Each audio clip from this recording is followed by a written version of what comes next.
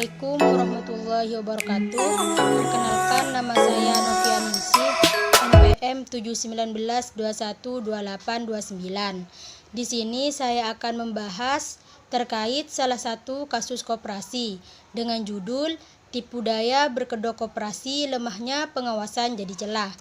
Maraknya penipuan berkedok koperasi terjadi karena tidak dilakukan penguatan koperasi. Lemahnya pengawasan menjadi celah untuk melakukan penipuan dengan kedok koperasi simpan pinjam. Koperasi disebut sebagai soko guru atau tiang penyangga utama perekonomian Indonesia. Ironisnya, peran koperasi dalam perekonomian semakin marginal atau dimarginalkan, bahkan yang lebih menyedihkan justru badan usaha koperasi, khususnya koperasi simpan pinjam atau disebut KSP, seringkali digunakan oleh oknum yang tidak bertanggung jawab sebagai sarana untuk menipu masyarakat. Selama 10 tahun terakhir, terjadi beberapa kasus penipuan investasi berkedok badan usaha koperasi atau KSP dengan korban ratusan ribu orang dan total kerugian mencapai triliunan rupiah. Sebut saja Koperasi Langit Biru yang pada 2011 merugikan ribuan anggotanya hingga Rp 6 triliun. Masih pada tahun yang sama, KSP Pandawa berhasil memperdaya 569.000 anggota dan calon anggota dengan nilai kerugian hingga Rp 2 triliun. Terakhir pada tahun ini terungkap kasus KSP Indosurnya yang tidak mampu mengembalikan dana dari 16.749 nasabah dengan nilai kerugian mencapai Rp 14 triliun.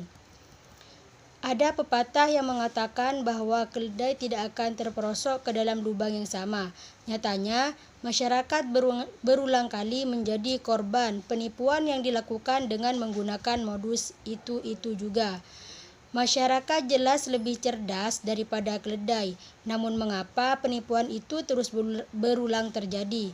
Apa yang salah? Kebijakan seperti apa yang bisa menghentikan penipuan berkedok koperasi? Berulangnya kasus penipuan berkedok koperasi disebabkan setidaknya 3 faktor. Pertama, setiap kasus tidak diinvestigasi secara tuntas dan hasil investigasi kasus tidak menjadi input kebijakan pencegahan. Sederhananya, dari sekian kasus penipuan berkedok koperasi, berapa banyak yang telah diungkap secara tuntas kepada masyarakat? Bisa dikatakan tidak ada investigasi kasus penipuan berkedok koperasi umumnya dilakukan dalam rangka penyelesaian hukum. Dengan telah dihukumnya para pelaku, maka permasalahan dianggap sudah selesai. Tidak ada tindak lanjut menjadikan hasil investigasi sebagai bahan pembelajaran kepada masyarakat. Tidak juga dijadikan sebagai masukan dalam penyusunan kebijakan-kebijakan pencegahan. Oleh karena itu, tidak heran bila kasus terus berulang dengan modus operandi yang persis sama.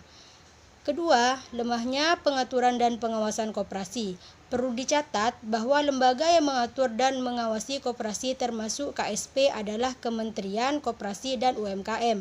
Harus diakui bahwa selama ini Kementerian Koperasi dan UMKM tidak mempunyai kapasitas untuk melakukan pengaturan dan pengawasan terhadap koperasi secara komprehensif.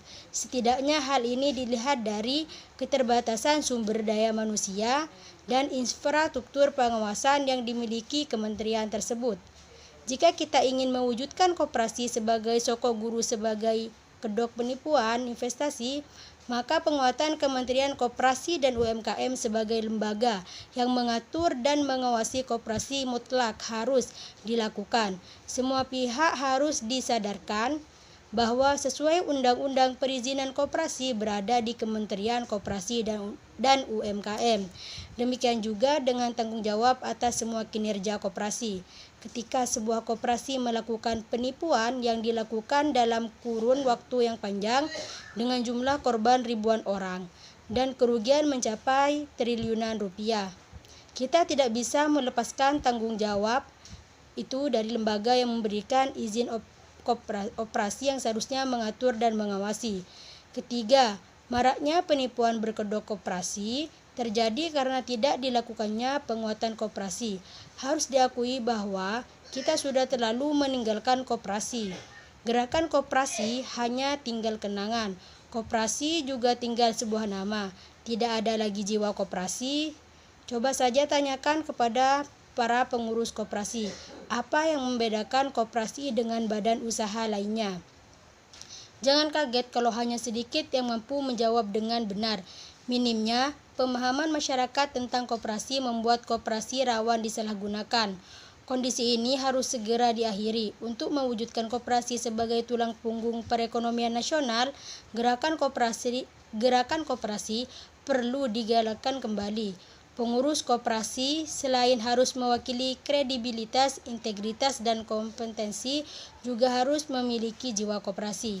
Di sisi lain, anggota dan calon anggota koperasi juga harus terus diedukasi tentang fungsi dan peran koperasi, sehingga bisa memahami bahwa koperasi bukan tempat melampiaskan nafsu keserakahan.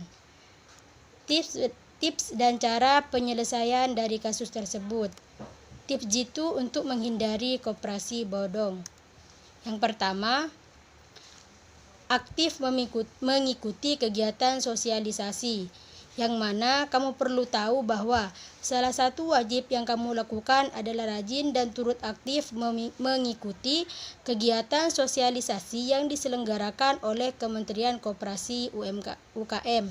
Sebab dengan mengikuti kegiatan ini, maka kamu akan dijelaskan mengenai bunga simpan koperasi yang tinggi melebihi instrumen investasi, sehingga dengan demikian kamu akan lebih mengenai berbagai macam modus penipuan yang dilakukan koperasi bodong. Selalu ingat bahwa koperasi tidak memberikan pinjaman kepada selain anggotanya.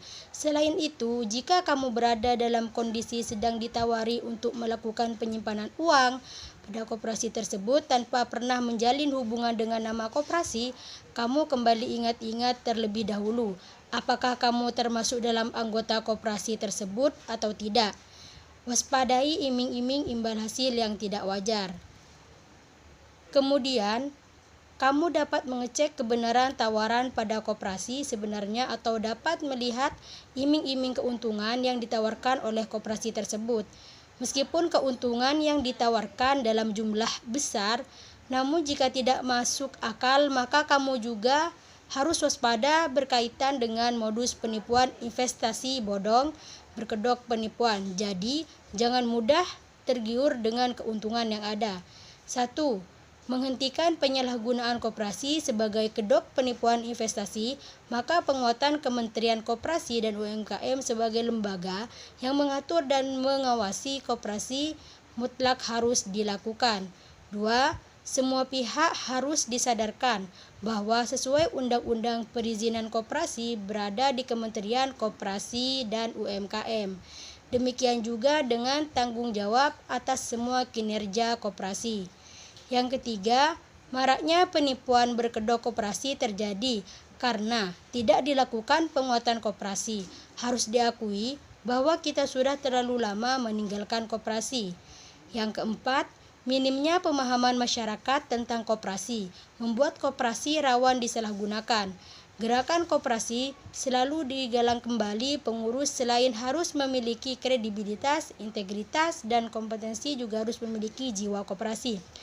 Yang kelima, anggota dan calon anggota harus diedukasi fungsi dan peran koperasi sehingga bisa memahami bahwa koperasi bukan tempat melampiaskan nafsu keserakahan.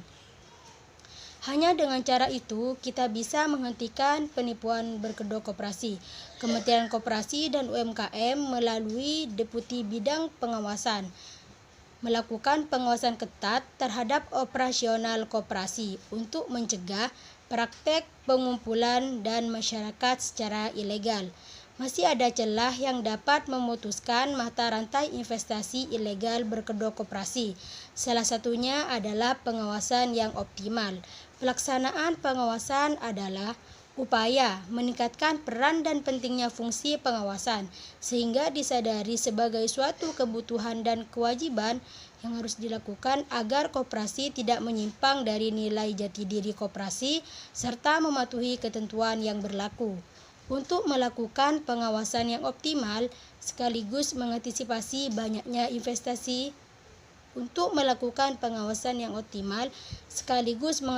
banyaknya investasi ilegal berkedok koperasi. Kemenkop UMKM membentuk Satgas Pengawasan Koperasi. Koperasi dapat menghimpun dana dari masyarakat apabila koperasi tersebut adalah koperasi jasa dan mendapat izin usaha dan diawasi oleh OJK. Mungkin itu saja dari saya, kurang lebihnya mohon maaf. Assalamualaikum warahmatullahi wabarakatuh.